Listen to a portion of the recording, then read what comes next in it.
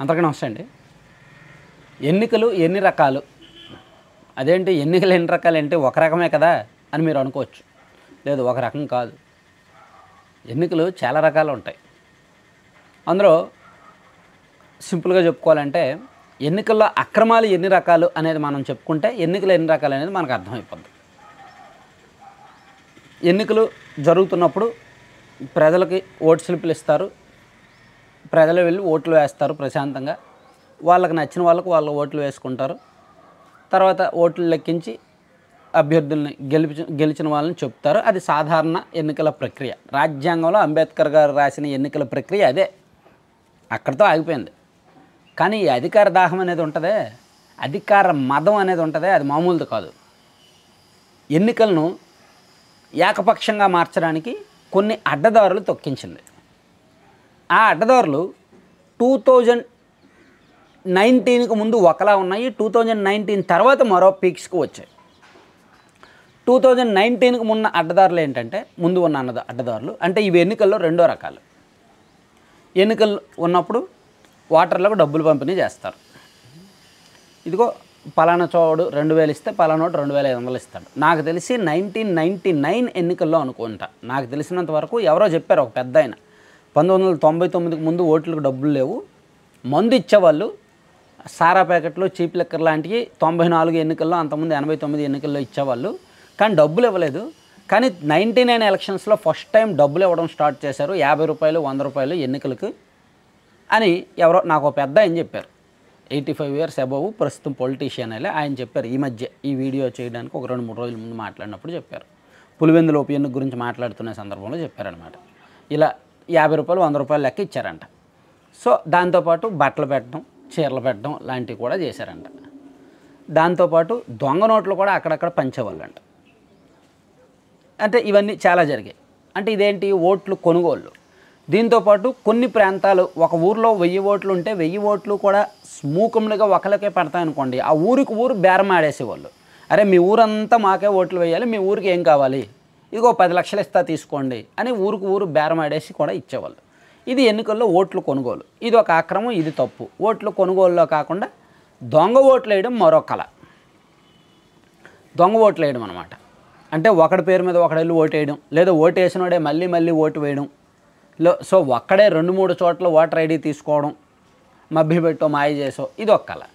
ఇవి ఎన్నికల్లో అక్రమాల్లో రెండో రకం. ఇవి 2019 వరకు, 2014, 2019, 2017 నంద్యాల ఉప ఎన్నికల్లో జరిగాయి. 2017 నంద్యాల ఉప ఎన్నికల్లో జరిగినాయి అవే.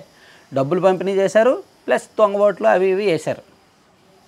కాస్త అతిక్రమణలకు పాల్పడ్డారు, అక్రమాలకు పాల్పడ్డారు. ఇక ఇప్పుడు జరుగుతున్నది మూడో రకం. బహుశా దేశంలో ఇది వరకు జరిగేలేదో తెలీదు. ఆంధ్రప్రదేశ్లో ఇప్పుడు ఇది ట్రెండింగ్ అనమాట. ఈ మూడో రకం ఎన్నిక అనేది ఆంధ్రప్రదేశ్లో ట్రెండింగ్. 2021 కుప్పంలో నుంచి ట్రెండింగ్లోకి వచ్చింది.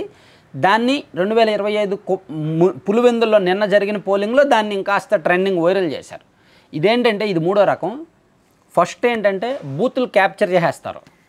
పోలింగ్ బూతులు ఉంటాయి కదా, ఒక 100 పోలింగ్ బూతులు ఉన్నాయనుకో, ఆ 100 పోలింగ్ బూతుల్లో అధికారంలో ఉన్న పార్టీకి 30-40 పోలింగ్ బూతులు అనుకూలం, ప్రతిపక్ష పార్టీ వాళ్ళకు ఒక 60-70 బూతులు అనుకూలం అనుకోండి. సో ఈ 30 సేఫ్గా ఉండి ఆ 60-70 బూతులను డిస్టర్బ్ చేయాలి. వాటిలో కనీసం సగానికి సగం క్యాప్చర్ చేయాలి, అది టార్గెట్. అలా క్యాప్చర్ చేయాలంటే అక్కడ పోలింగ్ ఏజెంట్ అవతల పార్టీ వాడు ఎవడు నిలబడతాడో వాడిని కొనేయాలి లేదా కొట్టేయాలి, వాడిని బెదిరించాలి. బూత్ క్యాప్చర్కి ఫస్ట్ ఇది. అవతల పార్టీ యొక్క పోలింగ్ ఏజెంట్ని బెదిరించాలి, భయపెట్టాలి, కొనేయాలి, కొట్టేయాలి, ఏదో ఒక మార్గం. ఆ తర్వాత అక్కడ ఎన్నికల అధికారి ఎవరు ఉంటారో వాళ్ళని దారిలోకి తెచ్చుకోవాలి, బెదిరించాలి లేదా డబ్బులు ఇచ్చి దారిలోకి తెచ్చుకోవాలి. ఈ రెండు జరిగితే బూత్ క్యాప్చర్ అయిపోయినట్టే, అంటే ఆ బూత్ వీళ్ళ కంట్రోల్లోకి వచ్చేసినట్టే. పులివెందుల్లో వైసీపీ వాళ్ళు చేశారు, కుప్పంలో వైసీపీ వాళ్ళు చేశారు, నిన్న పులివెందుల్లో టీడీపీ వాళ్ళు చేశారు, ఘనంగా చేశారు, సక్సెస్ అయ్యారు. రెండోది రిగ్గింగ్. ఈ రిగ్గింగ్ కూడా అంతకు ముందు నుంచి ఉండేది. 2019కి ముందు నుంచి కూడా రిగ్గింగ్ బూతులు అని ఉండేవి. ఫక్తుగా కొన్ని బూతులు ఉంటాయి, ఆ ఊర్లోకి వేరే పార్టీ వాళ్ళు అడుగు కూడా పెట్టలేరు. మాచర్ల నియోజకవర్గంలో అటువంటి రిగ్గింగ్ బూతులు ఉంటాయి. పిన్నెల రామకృష్ణారెడ్డి గారి స్వగ్రామం, అక్కడ టీడీపీ వాళ్ళు అడుగు కూడా పెట్టలేరు, టీడీపీ వాళ్ళు ఏజెంట్లు కూడా వెళ్ళలేరు, రిగ్గింగ్ జరుగుద్ది. అలాగే జోలకంటి బ్రహ్మానంద రెడ్డి గారి స్వగ్రామం, అక్కడ టీడీపీకి ఏకపక్షం, పిన్నెల్లి గారి సొంత గ్రామంలో టీడీపీ వాళ్ళు అడుగు పెట్టలేరు, వైసీపీ వాళ్ళు రిగ్గింగ్ చేస్తారు. బ్రహ్మానంద రెడ్డి గారి సొంత గ్రామంలో టీడీపీ వాళ్ళు రిగ్గింగ్ చేస్తారు, వైసీపీ వాళ్ళు అడుగు పెట్టలేరు. సో మొన్న ఎన్నికల్లో రిగ్గింగ్లు కాస్త ఎక్కువయ్యాయి. అంతకుముందు 2019లో వైసీపీ వాళ్ళు రిగ్గింగ్లు కాస్త ఎక్కువయ్యాయి. ఇలా రిగ్గింగ్ బూతులు అనేవి కొన్ని ఉంటాయి రాష్ట్ర వ్యాప్తంగా చాలా నియోజకవర్గాల్లో. పల్నాడు కావచ్చు, రాయలసీమ కావచ్చు, కడప కావచ్చు, అనంతపురం కావచ్చు, తాడిపత్రి, రాప్తాడు, కొన్ని ఫ్యాక్షన్ ఏరియాస్ ఉంటాయి కదా, అవి రిగ్గింగ్ బూతులు అంటారనమాట. సో ఈ రిగ్గింగ్ బూతులను ఎవరు ఏమి చేయలేరు, రిగ్గింగ్ జరుగుతాయి. ఇవి మొదటి నుంచి ఉన్నాయి. సో ఇవి కుప్పంలో ఇంకాస్త ఎక్కువయ్యాయి. అండ్ పులివెందుల్లో టీడీపీ వాళ్ళు రిగ్గింగ్ చేసినవి ఎక్కువ ఉన్నాయి.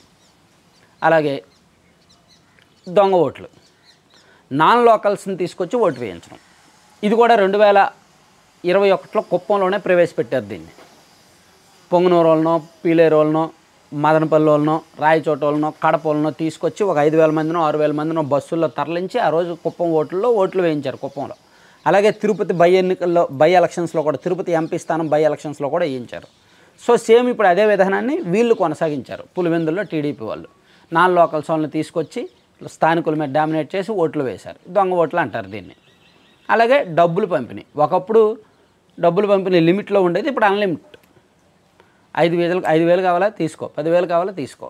అలాగే ప్రత్యర్థి పార్టీల నాయకుల కొనుగోళ్ళు, ఓట్లు కొనుగోళ్ళే కాకుండా ప్రత్యర్థి పార్టీల నాయకులు ఎవరైనా బలంగా ఉన్నారనుకోండి, వాడు ఆ పార్టీలో కరెక్ట్గా పనిచేస్తే ఒక 50 ఓట్లు వాడు ఆ పార్టీకి బలం అవుతాడు అనుకోండి, వరే నువ్వు సైలెంట్గా ఉండు, నీ 50 ఓట్లు నువ్వు వేయించక మీ పార్టీకి, నీకు ఎంత కావాలో చెప్పని చెప్పి వాడిని కొంటారు. ఇది కూడా ఎన్నికల అక్రమాల్లో ఒక భాగం. సో ఇది నిన్న అప్పుడు కుప్పంలో వైసీపీ వాళ్ళు టీడీపీ నాయకులను అలాగే కొన్నారు, టీడీపీ వాళ్ళు అమ్ముడుపోయారు. సో నిన్న పులివెందుల్లో వైసీపీ నాయకులను టీడీపీ వాళ్ళు అలాగే కొన్నారు. ఈ కంపారిజన్ ఎందుకు చేస్తున్నానో మీకు తెలుసు కదా. ఎన్నికల్లో అక్రమాలు కొత్త పుంతలు తొక్కుతున్నాయి. ఖచ్చితంగా గెలవాలి అనే కోరిక, తపన, అత్యాస, మదం, అధికార అహం కొత్త పుంతలు తొక్కుతోంది. ఎన్నికల మంత్రదండాన్ని మరింత దిగజార్చుతోంది. మరింత ప్రజాస్వామ్యము, రాజ్యాంగం ఇదంతా మాట్లాడుకోవడం అనవసరంలే, కానీ అంటే మన రాజకీయ వ్యవస్థని, మన ఎన్నికలను మరింత దిగజార్చుతున్నాయి. ఇది మన రాష్ట్రానికి ప్రమాదం, మన రాష్ట్ర ప్రజలకి, మన రాష్ట్ర అభివృద్ధికి ప్రమాదం. ఇంత వరస్ట్గా ఎన్నిక జరిగితే ప్రజాభిప్రాయం ఏంటి, ప్రజల మనసులో ఏముంది, దానికి తగ్గట్టు ఫలితం రాకపోతే ఏం చేయాలి? నిజంగా సుప్రీంకోర్టు లేదా రాజ్యాంగ వ్యవస్థలు లేదా దేశంలో ఉన్న అత్యున్నత వ్యవస్థలు అన్నీ కూడా జోక్యం చేసుకోవాలి. మన రాష్ట్రంలో జరిగిన 2021లో జరిగిన కుప్పం ఎన్నికను రద్దు చేయాలి, 2025లో జరిగిన పులివెందుల ఎన్నికను కూడా రద్దు చేయాలి. ఈ 2 ఎన్నికలు దేశం మొత్తం గుణపాఠం కావాలి. ఇలా చేయకూడదు అధికార పార్టీ వాళ్ళు. ఇలా చేస్తే వాళ్ళు అధికారం కోల్పోయిన తర్వాత యువతల వాళ్ళు ఇలా చేస్తారు. సో అధికారంలో ఉన్న వాళ్ళు విర్రవేగొద్దు, ఎన్నికలను ఎన్నికలుగానే జరపండి అని దేశం మొత్తం అందరికీ గుణపాఠం కావాలి. వైసీపీ వాళ్ళు చేసిన తప్పుడు పని కారణంగా టీడీపీ వాళ్ళు కూడా ఆ తప్పుడు పని చేసి వాళ్ళకి తగిన గుణపాఠం చెప్పారు కదా. ఈ 2 పార్టీలు చేసిన తప్పుడు పనులు దేశంలో అందరికీ చెప్పాలి. నిజంగా ఎన్నికల కమిషన్ కానీ, సుప్రీంకోర్టు కానీ, వ్యవస్థలు కానీ ఫస్ట్ చేయాల్సింది ఇది. ఆంధ్రప్రదేశ్ రాష్ట్రంలో ఇలా చేశారు, ప్రతిపక్ష నేత సొంత నియోజకవర్గాలను గెలవడానికి ప్రతిష్టకు పోయి వ్యవస్థను మరింత దిగజార్చుతున్నారు అని దేశం మొత్తం చెప్పాలి. అప్పుడు వీళ్ళకి సిగ్గు వస్తుంది అన్నమాట. లేకపోతే వీళ్ళు అలాగే చేస్తారు, అలాగే కంటిన్యూ చేస్తారు.